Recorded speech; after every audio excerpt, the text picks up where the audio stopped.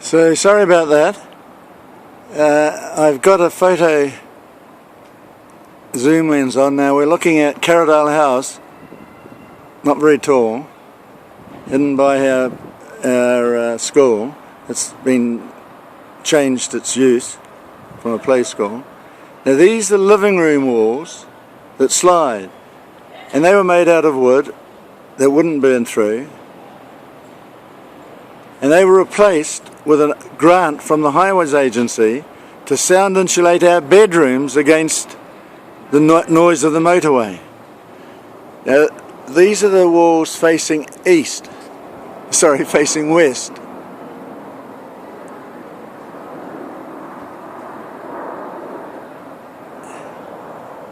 And you can see that they're not painted.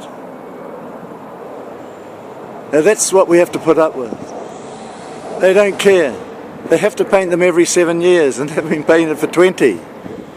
And that gives them the excuse to remove them all, so he can get a kickback from his mate in Ireland that's going to build the new walls.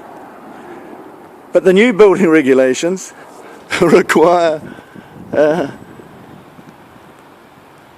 I'm going to have to go around. Okay, I'll take you around.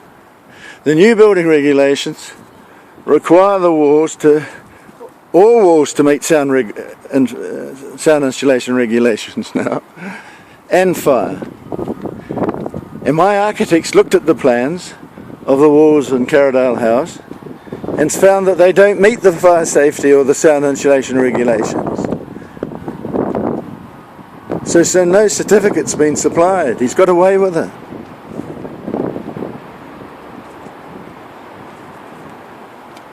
Oh, g'day, mate.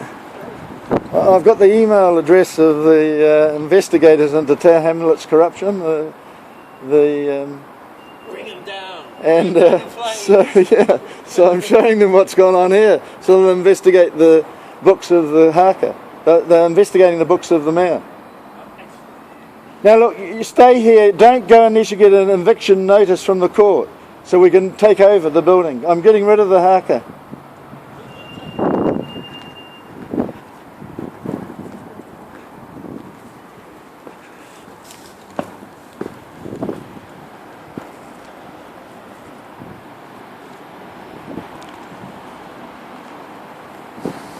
So he's one of the artists who filled up these flats.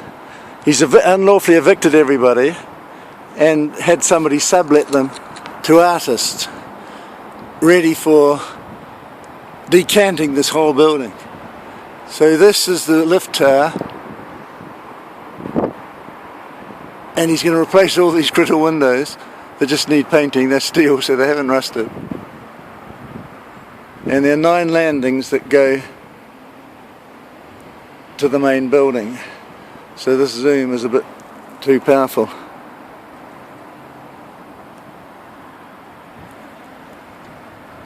So there's the entrance here. Now that entrance should be double width, and you should be able to push it from the inside and it'll swing open. Now it's locked from the inside. There's a little button there, and it's only the width of one door. But the stairs are double width, so the exit doors have to be freely opening from the inside and double width. And they've done that all over Tower Hamlets.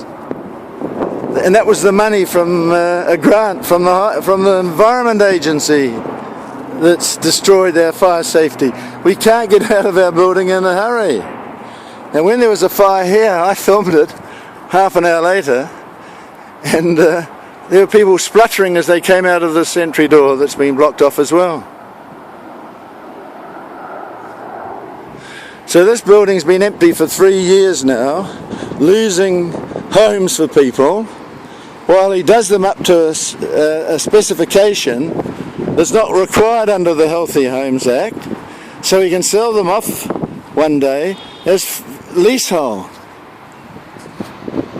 He's got to house us from Balfron Tower while he does up Balfron Tower, so he's putting the tenants from Balfron Tower in these flats. And when he's done up Balfron Tower, he's going to sell off all of Balfron Tower flats to the investors as leasehold. There they are.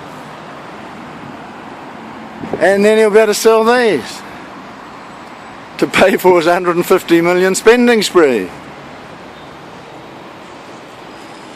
So we're right next to the Docklands, where the bankers will buy these flats. There's a place for their visitors to stay instead of putting them in hotels. So we're right on a motorway here, the Blackwall Tunnel approach.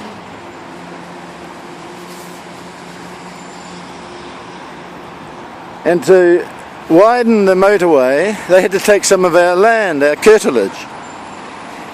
And in so doing, it gave us the right, because we were within 100 metres of the motorway, the right to sound insulate our bedroom walls.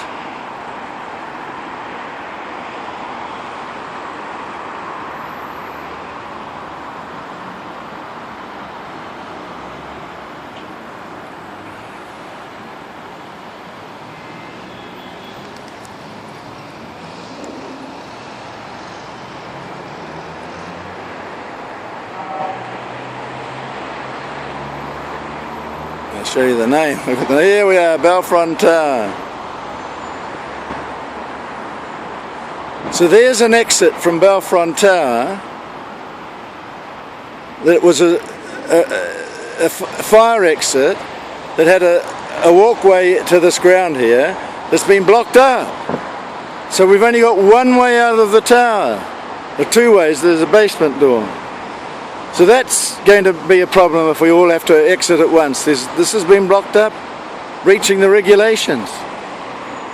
So anyway, we got the right to have sound insulating secondary glazing. That means the original walls stay, and within 10 centimetres of the wall, you put sliding glass panels or secondary glazing to give the air gap required to stop the 90 decibels of sound down to 50. Now look what's happened to the walls. Instead of painting them, they were wood clad in asbestos sheets and steel so that the fire couldn't spread up. They've rebuilt them out of PVC, the deadliest chemical, petrochemical. It's like petrol, solid petrol, a chemical that burns with huge heat and flames once it gets going. There's a retardant in it, so it's hard to catch it into a flame, but once it's hot enough, it will go right up the building. It will go up and spread right up and burn through each flat, because once they've burnt through the wall, there's nothing stopping the air burning the flat right up to the top, right up to the 25th floor. Now this is tons and tons of petrochemicals. The beams and the struts, all the white bits you see, are made out of PVC or plastic. Sorry, it's shaky. Now these panels are just fiberboard with some plastic coating and foam inside them. You can't have foam. Now in a building of this height, the walls must be made out of class 0 materials. That means steel and concrete and brick, not wood anymore, and especially not PVC. Now these walls have never been given approval by the council. They've ignored the approval because they couldn't approve them. And our lives are at risk. Here they are, they've knocked out some more glass to stop. You know, they've got some more people out that they're going to do up their, you know, knock out their walls. Now this is £70,000 per flat he's spending needlessly, because we need our money back from the Highways Agency through surcharging Bill Henderson, who wasted it on illegal walls. It didn't work. They only had 2 centimetres of double glazing, so it never stopped the sound. The reason for rebuilding them. We got special permission to rebuild them with a couple sash windows that had a combination of 10 centimetres of air gap. So there you go, that's what we're looking at. All these people's lives are at risk every night they go to sleep. And look at the state of the plastic, they've never been washed. And I'm going to have to pay $70,000 for new walls when the wrong walls were put in. Now we need you guys to inspect the books, inspect the building regulations and their certificates,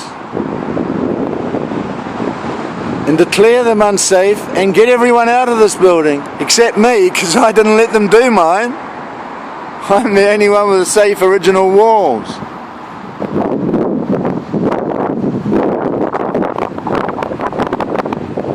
How can you do this to people?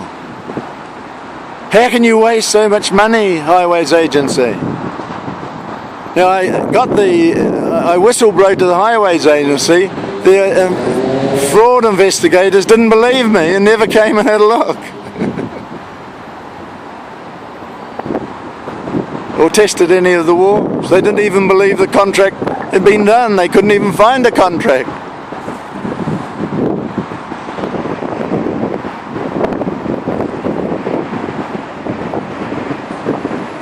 So forget about the mayor. It's Steve Stride who's the criminal, wasting public funds. Because his walls aren't going to stop the sound. He doesn't have couple sash windows. They're just ordinary double glazing with big wooden frames, which won't stop fire penetration or collapse within 2. They've reduced it from 2 hours to 1 hour, but his walls won't withstand 1 hour.